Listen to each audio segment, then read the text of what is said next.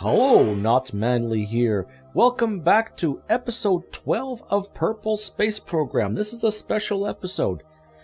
Bob Kerman is on his way back from Gilly, taking a much lazier route than the one he took to get out there, which gives him a lot of time to relax, a lot of time to take interview questions from the Kerbal Broadcasting Corporation over the radio. He is certainly enjoying himself up here in deep space. Quite enjoying himself up here.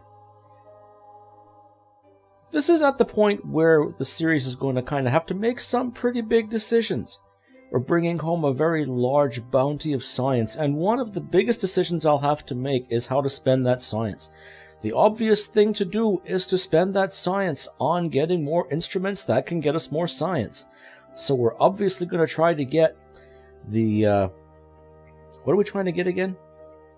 The atmospheric fluid spectrometer, the, the accelerometer it's called, and the negative gravioli detector. Those are the last science instruments to try to get, unless maybe you count the asteroid telescope and the resource scanners. They do return some science as well. We will use those, but we're going to try to get those 3 remaining instruments. As we are approaching Eve, the excitement is building. Bob is looking forward to coming back to his adoring fans and catching up with his brother Doug, who misses him badly, even though he's only been out for a day and a half total. But this has been a very long road for Bob. He is the highest purple to travel. There will be more to follow, but definitely right now Bob is holding those records. And we are getting ready for our atmospheric entry. Retracting that antenna, we're close enough now that we got plenty of signal. It was only out here that I realized a big mistake. Take a look at the staging. At least now take a look at the staging. What do we got? Well, we got parachutes, right? Except those aren't regular parachutes. Those are drogue chutes. Those are barely enough to slow us down in the air. I don't know if they're going to be enough to stop us from hitting the ground too hard. That was a big design mistake by our engineers. This worked in the previous edition of Ferrum Aerospace, but now, with the drogue chutes having been fixed, I don't know if they're going to be able to slow us down. There goes the service module breaking up into pieces just like it did from our last High Eve rescue.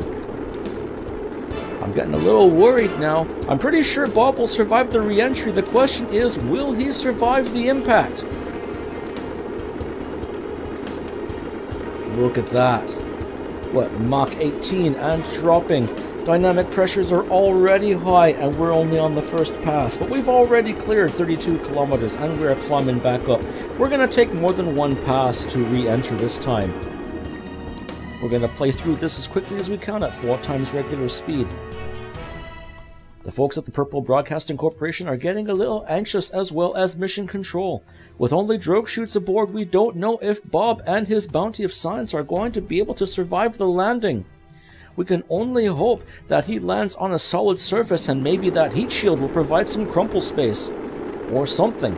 Landing in the water, especially in the Explodium Sea here, could be fatal. At least on land he might have a chance.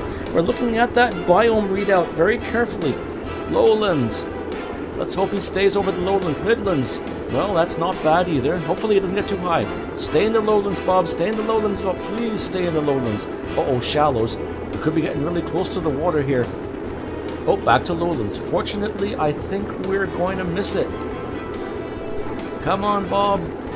He's got no control over the re-entry of this craft. It's simply moving too fast, and he is not a pilot.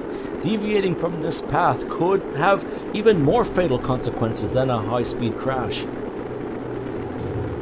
Under Mach 7 now, and we are still over lowlands. We must be over a pretty high stretch. Either that, or we are going to run out of luck real quickly.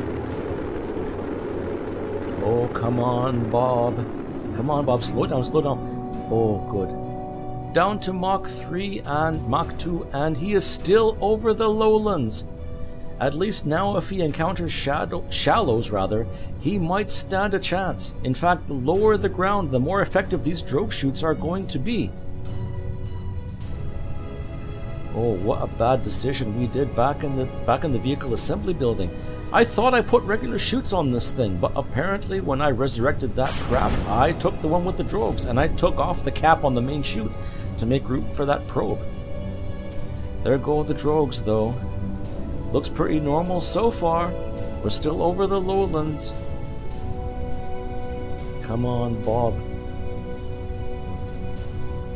I'm getting real nervous over here because I don't know if this thing will survive the impact.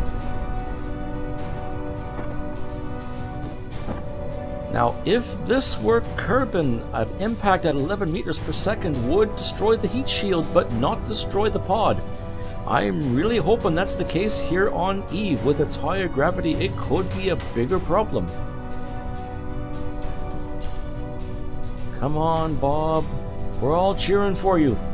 In a worst case, he could always bail out and try to take some of that science with him, but that impact on the ground might be even harder on his legs than the jostling he might get from impact inside the pod.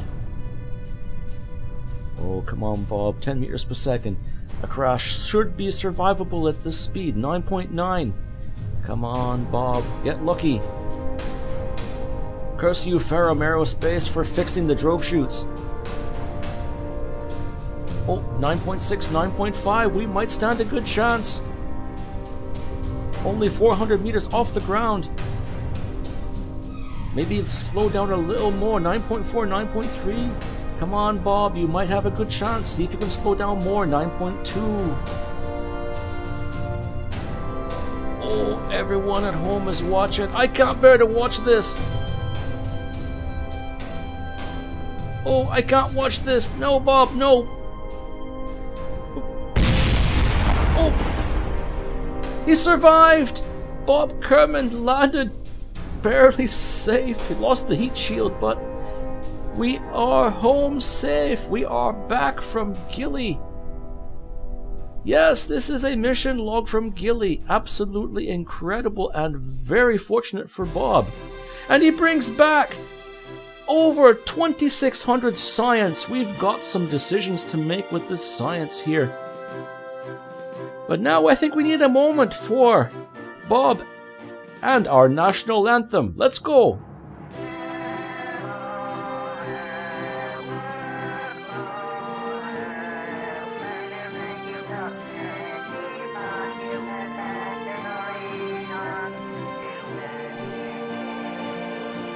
As you can see, we upgraded the R&D lab so we can get the better instruments. Let's get that seismometer on here. There we go. Let's get that atmospheric spectrometer on here. And let's get the negative gravioli detector, our last few science instruments. We're going to spend the rest of the science on the next episode. Until then, I'm not Manly. Fly safe.